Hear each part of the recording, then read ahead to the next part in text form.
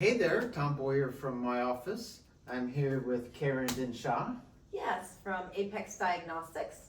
And Caren is one of our newer entrepreneurs here at my office and a physical therapist by trade, Yes. but now a nerve genius. That's probably not the right word, but what do you call yourself? So, a electrophysiology clinical specialist. Now spell that, please. That'll be hard for me to do.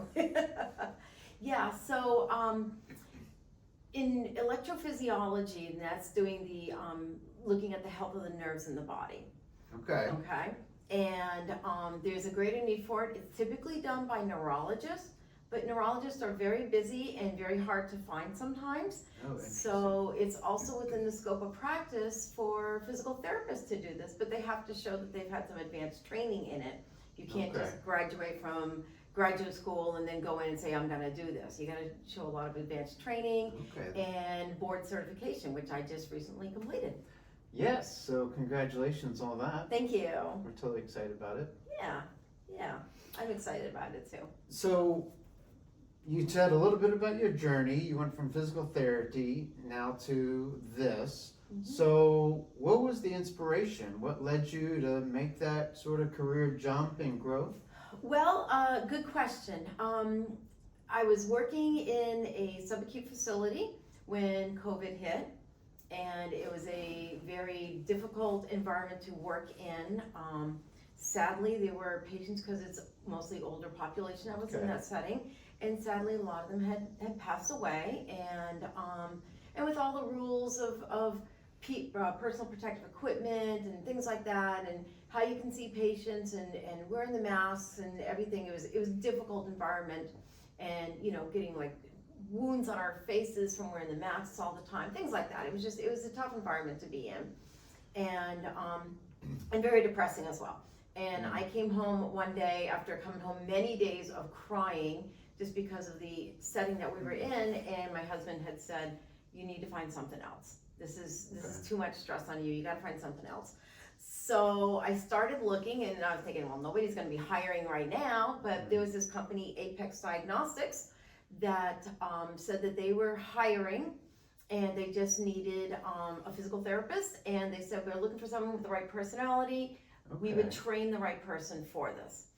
And so over several months of interviewing with them, they're very particular about who they hire. Okay. And so after doing that, I joined the company, went through a lot of training with them, and then this past year, the owner of the company offered to sell the company to me. Okay. So that's where I am now, is I'm in the process, we're transitioning right now from him owning it to me owning it. Okay. Yeah. Fascinating. So was it an immediate connection? Like when you first jumped in, were you like, this is what I love? Did it kind of grow slowly? What was your emotional connection to doing these nerve studies? So the biggest thing that I found out is, as I mentioned before, in neurology, neurologists, there's not a lot of opportunities for patients to get in with neurologists to have these studies done, because neurologists are hard to find, and they do more than just nerve studies. They do so many other things within the course of a day. So we're finding out that patients that needed this type of testing done, it could take 6 months, even longer, before they can even get scheduled. So think about this. If you're a patient and you're in pain and you're suffering and this is going on, and you see doctor after doctor, and then finally they say you need to get a nerve study, and then you find out it's going to be another 6 months before you can even get in for the nerve study, and then have the nerve study done, and then it's going to take a while after that for them to get the report. So this whole process could be a year long for you. And that whole year, you're in pain, you're suffering, you're hurting, you're not able to function the way you should, and then you finally get the answers.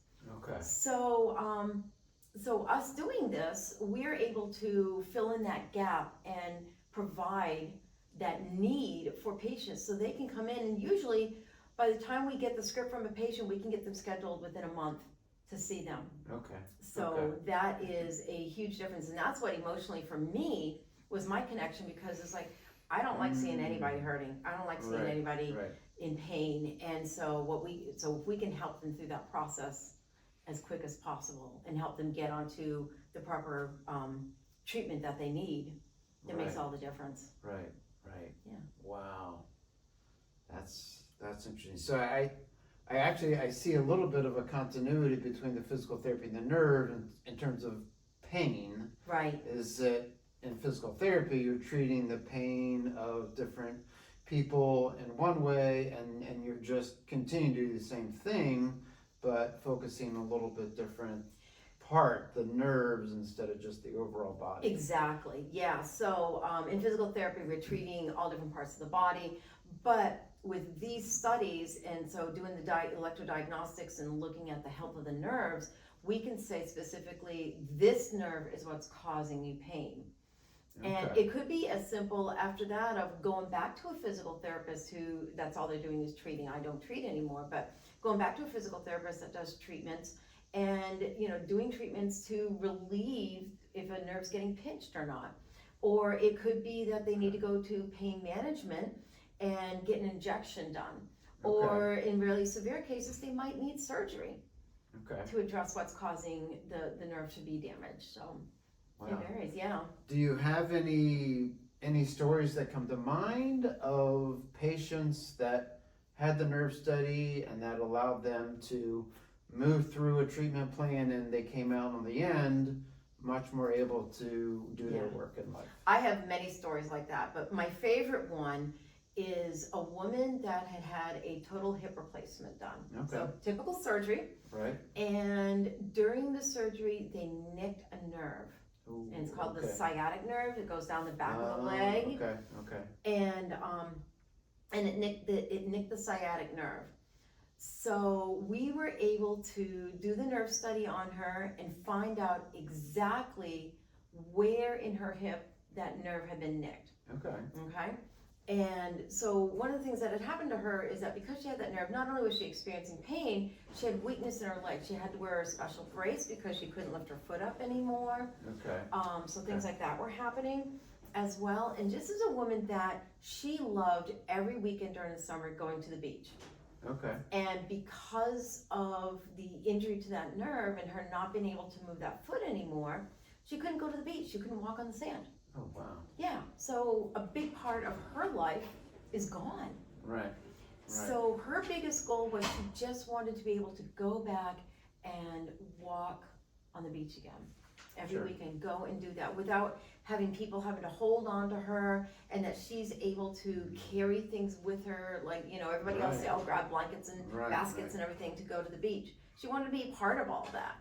Oh, sure. So by us finding out exactly where the nerve was injured, and she went back and she's had a combination of pain management and physical therapy, she got to the point where she was able to walk on the beach again without any help and go back to enjoying the things that she loved in life. Okay, that's amazing. That's a great one. That is a great one. Yep. Wow, very good.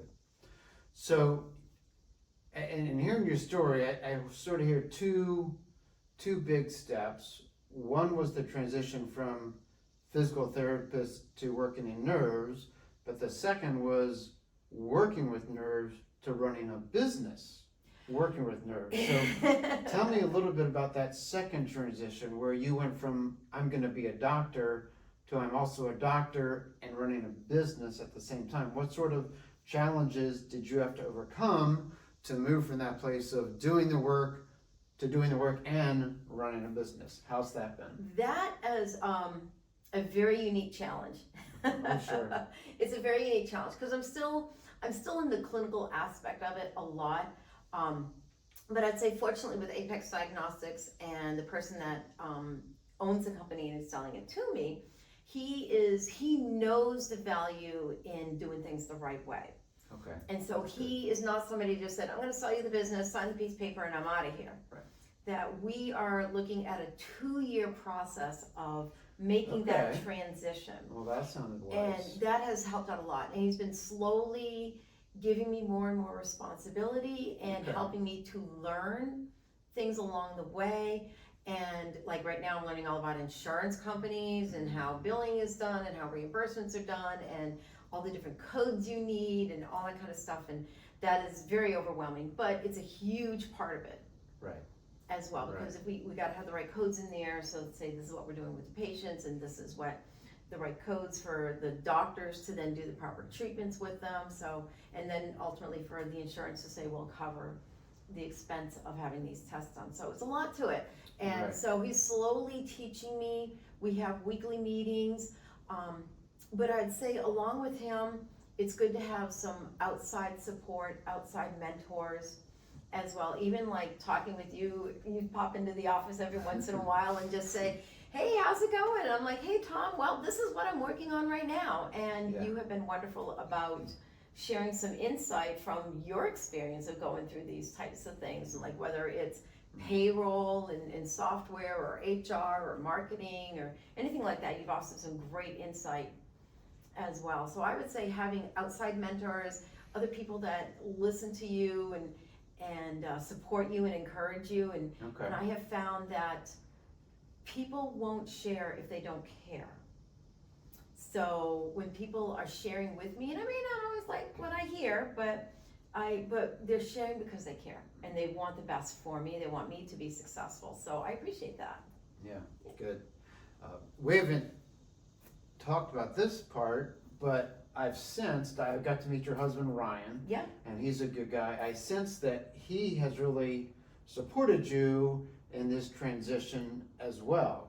Do you want to talk a little bit about how his support within the family has helped you to be able to transition to becoming an entrepreneur? Ryan is a great guy, and I joined Apex Diagnostics, and then about a year later, they needed an IT person, and Ryan joined the company as well. So he takes care of all of our technology stuff, which is stuff I can't even begin to understand. So he's been a great support because he understands, he knows the people that I work with on a regular basis. So he knows them, he knows the schedule, he knows the demand, he understands all of that.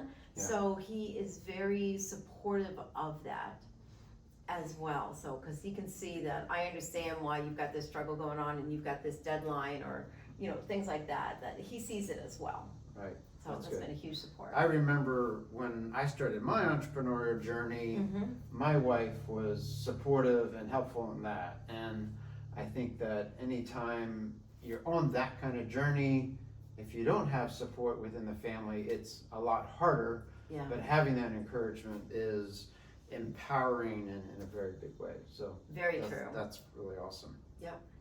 That's very true. So you talked a little bit about your 2-year plan. So that's basically this transition to full ownership. And then kind of what's the long term? Do you have like a 5-year plan? What's going to happen after becoming the full owner? Anything that you have in mind? Good question. So I have a lot in my mind of what I want to do. And I want to grow the company. Sure. Of course, and have a lot more, have more staff on board as well. We have what we call testing teams. Okay. And so each team travels to different doctor's offices throughout Maryland and down into DC, goes to their offices and see all their patients that might need testing. And so right now we've got one full-time team going.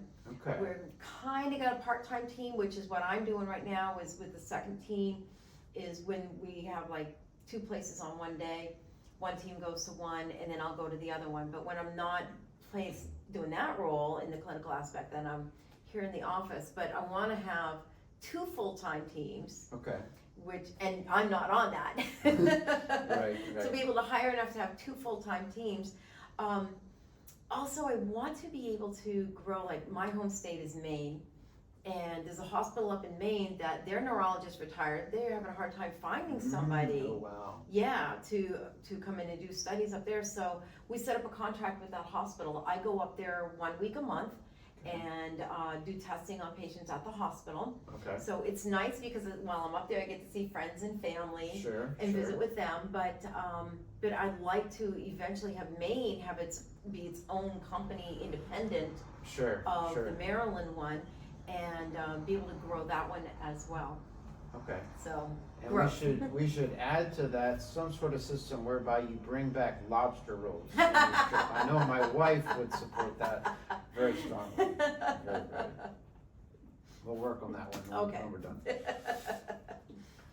So what differentiates you guys compared to anybody else in the industry that's doing this sort of same study? Well, there's a lot of things that make us very unique. Okay. That makes Apex Diagnostics unique. And I say one of them is the fact that we travel to doctors' offices all throughout the area. Okay.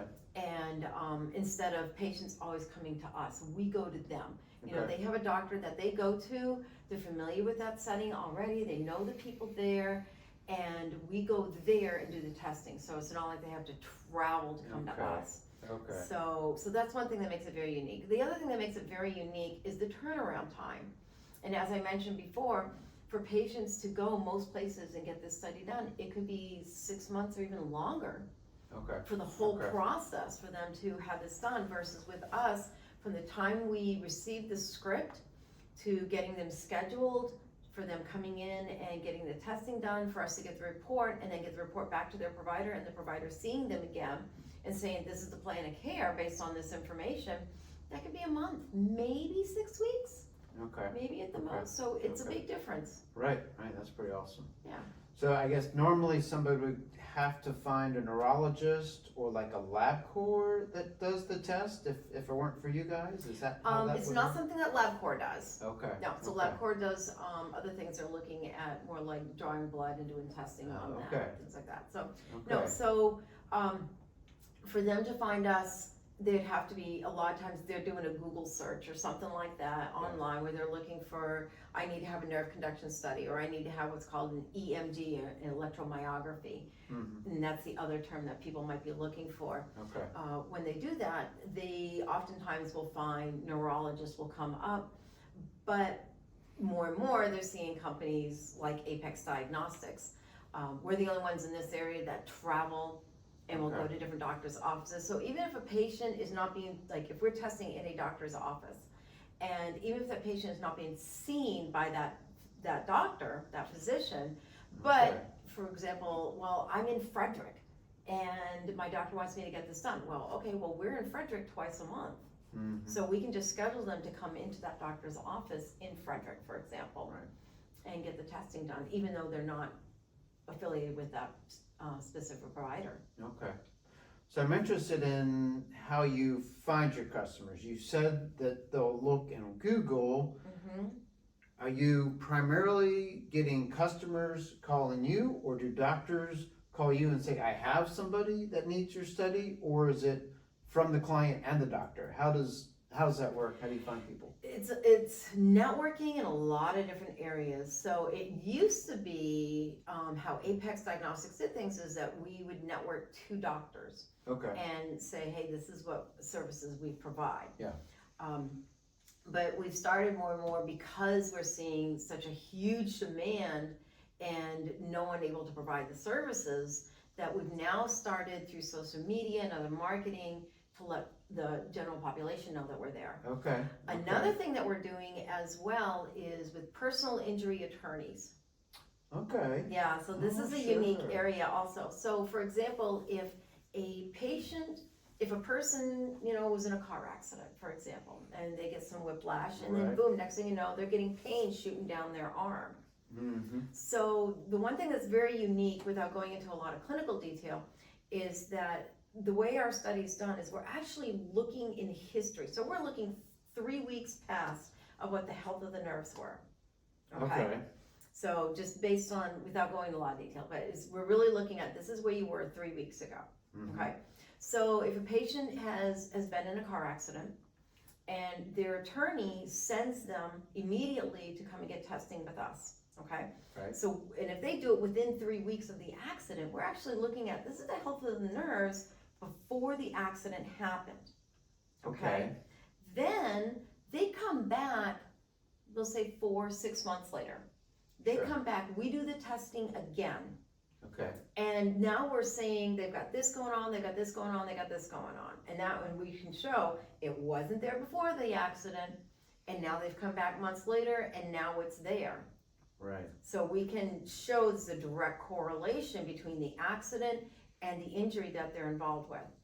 And it brings, for the attorney, it's a benefit because it brings more value to their case that they're representing, because now it's like they have nerve injury. It's gonna take a lot more regarding, it's not just give them some Advil and send them away, it's they need therapy for it, they need pain management for it. Worst case scenarios, they might need surgery for it. So it shows that the case is worth a lot more. And Yeah. it's a benefit, of course, for their client as well, Sure. because they can get more treatments. Okay. Interesting. Now you had said that there's so much demand for this. Mm-hmm. Is that because people are just recognizing the need more, or is there actually more people with nerve problems, or is it both? What's going on here? Good question. It's a combination of a few different things. Okay. Okay, so for example, for physicians, like pain management physicians, if there are certain interventions that they want to do with their patients, Mm-hmm. insurances require that they have these studies done to show Okay. that there's something going on Okay. before they can have a certain intervention. I got you. Okay, so for pain management doctors, it helps to justify anything that they're doing for treating the patient, which of course is a benefit for the patient because they get the right treatments that they need. Okay. Makes sense. So that's one of the areas why it's a demand. Secondly, like I mentioned, because like a lot of neurologists are difficult to find, so they're not there anymore. The technology for doing nerve studies has been around for decades. Really? It's Okay. been around for decades, but it's becoming more and more efficient and I want to say efficient, and I want to say more accurate, I guess, Okay. as well. So for example, with our company, this is all we do all day long is electrodiagnostics. So with that, we have learned how to do it in a way that is comfortable for patients. We've learned how to be very timely in how we do it. And so that's a huge help for them, Sure. We have busy lives. We all do. Our lives have all gotten crazier. Right. And so if instead of doing something that's gonna take them an hour and a half of their day, if we can do it in a half an hour, Yeah. that makes a big difference Sure. for them. So they like things like that also. So the technology efficiency has improved a lot Okay. with it. The demand, the people that used to do this a lot are not available anymore. And insurance companies have asked more and more for this to be done as well before other interventions are done. Okay. Very interesting. Very Yeah. interesting. So now tell me a little bit about work-life balance. You were just alluding to your customers, clients having less time.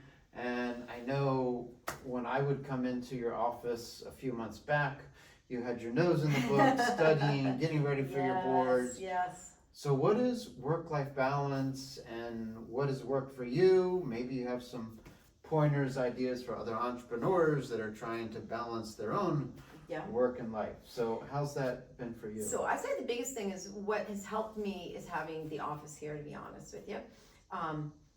We started looking for an office when it was like, okay, I'm gonna take over the business, but at the same time, I'm studying for the board exams. And to do all of that at home, it used to be, I had sitting on the couch, I had a coffee table in front of me, and I'm trying to work there. That was my office. Can't function that way. Mm-hmm. It was just, I'm always distracted by, I gotta go get laundry, or I gotta go take care of this, or I gotta do that. So Sure. there's too many other things that I could make as a priority, Yeah. even though it was really just a distraction. Right. And so and then my husband and I talked about it, it's like, I'm gonna need to find an office. And so we met Tom and started looking at offices here, and it made a big difference for me because I can separate work and from home personal life. So like even my husband, he'll come in here Mm-hmm. sometimes to work and we'll talk about work things here. But when we go home, we're home. Right.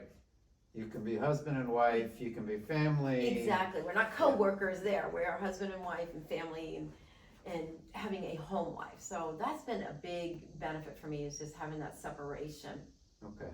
That's really good. Yeah. I'm very glad.